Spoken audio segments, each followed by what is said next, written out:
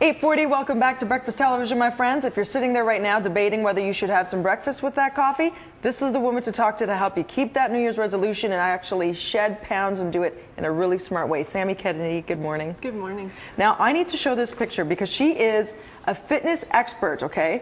She is a personal trainer. She's part of the Fame Fitness Model Competition, and this was not something that came to you easy. Over a year and a half ago, you said you were pretty much completely inactive, so most of us can relate to this. Yes. And you were 26 pounds heavier. Yes. You made your resolution, you committed, and now she is modeling in fitness competitions. Yeah. So proof is in the pudding. You can do it. Oh, absolutely. It's completely, it's doable. It's just a matter of using the correct methods of getting there. May I show the photos? Absolutely. I just want to say this. She looks perfectly fantastic. It's hard to tell the before and after, quite frankly. This is Sammy before losing the weight and committing to this fitness regimen. This is her after. Wowie. How many of us can achieve this sort of result? That is incredible muscle tone. Thank you. But honestly, you looked great there too. You really did. But you're saying you didn't feel healthy. That's exactly right. I was experiencing a lot of, unhappiness with my body and my figure, and I wasn't satisfied with where I was physically. I knew I could be healthier. I knew I could be more active. And I wasn't doing anything. I never played sports. I'd never been to a gym. I was really intimidated by the whole idea. So as a New Year's resolution, I had said that I wanted to lose some weight. So my fiance actually bought me a book called Body for Life, which is a great fitness program to start me off.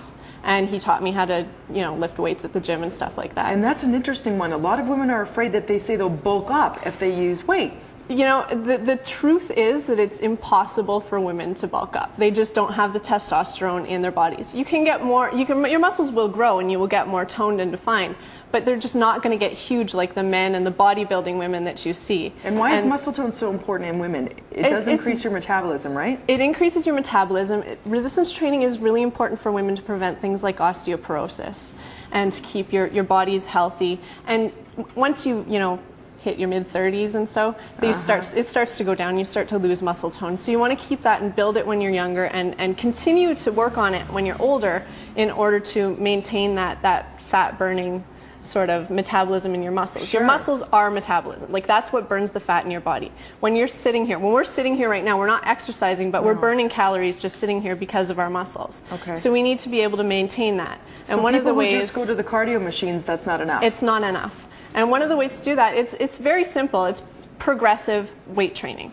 So basically what you do is you get yourself either in home. You can get things that you could do in home, like these resistance bands that I have here. And they come in different resistances. This is the light, if you want to try it out. And they kind of go up in resistance. So you do one of these, you could do the arms, you could do the legs. Some stuff, you could do some shoulder presses with them. And you could do basically everything with them in your home, and it makes it nice and simple.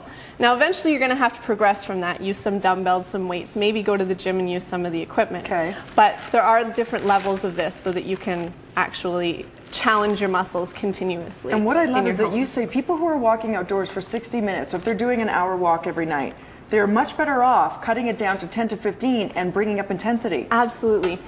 The thing is, if you think about this daunting 60-minute walk every night, chances are you're not going to do it very often. If you get on a stationary bike for 15 minutes and you work a little bit harder, you can burn the exact same amount of calories as you're burning in that 60-minute walk. How great is that, guys? So you get it over with a lot faster. And you say another mistake, of course, is our diet. Go hand in hand, diet and fitness. And I don't like to call it diet just because people hear diet's like a nasty word to us personal trainers. Dieting's bad. Okay. Diet to everybody, kind of, people think of cutting down the amount of food you're eating and reducing your calories. And one of the things that we've learned in the fitness industry is that that's no good. That actually slows down your metabolism. So when people wake up, they just have the coffee, nothing else, then they're kind of having a chocolate bar in the afternoon, and then they're having a big, ginormous meal. You say, problem, because it'll slow down your metabolism. Absolutely. So what happens is a lot of people are getting up, they're having just their coffee. Coffee, I love coffee, I drink coffee, Me too. I have no problem with coffee, but the problem is that they're not eating anything until noon. So you have your coffee in the morning to tie you over to lunchtime. It's about 10 o'clock, your stomach's growling, you're going crazy, and you haven't had anything to eat yet. So why not throw in a bagel with your coffee in the morning? A whole grain bagel. Whole grain bagel with light cream cheese. The light cream cheese has less fat than butter, and it has a little bit of protein in it, so it's actually better for you. Okay. So you should be having something in the morning to get your Just to kind of, you've been fasting for 8 hours, right? So your body already thinks you're kind of starving. So you need to kickstart yourself. Okay. Don't wait 12 hours from when you last ate to eat again. Okay. Then as a snack? Then as a snack in the morning, you should be having something approximately every 3 hours. So in the morning, quick, easy snack at your desk you could take to work is some cottage cheese. They have the new Nordica cottage cheese cups with some fruit in them. They're really, really tasty. Okay. What happens to these people that don't eat till lunchtime? This isn't right already. I can't hear my FB today. Really quickly, she's saying, can I step in? The pizza? Go ahead. No. Pizza? Don't do the pizza. No. Don't do the pizza. Don't Get do a the pizza sub and the instead. Chips. Get a sub and do an apple. Don't do the chocolate bar mid-afternoon when you're falling asleep. If you're eating this way, you're not going to fall asleep mid-afternoon. Don't do the chocolate bar, do the nuts and the dried cranberries. Don't do the pasta with the white bread, because again, all we're seeing is white bread. Do a salad with some chicken. So you say 4 to 6 smaller meals instead of 2 Instead of 2 big meals. Keeps your metabolism up because you're digesting all the time. Awesome. Keeps your energy levels steady. Great news. We can see you tonight. You are presenting a free weight loss workshop downtown Toronto at skyhighfitness.com. Thank you so much for all the great info. Over to Kevin in the newsroom. He's eating healthy too now. I know. He's about to do a good job. Good job, guys. All right. Thank you very much. We're going to get right back to traffic.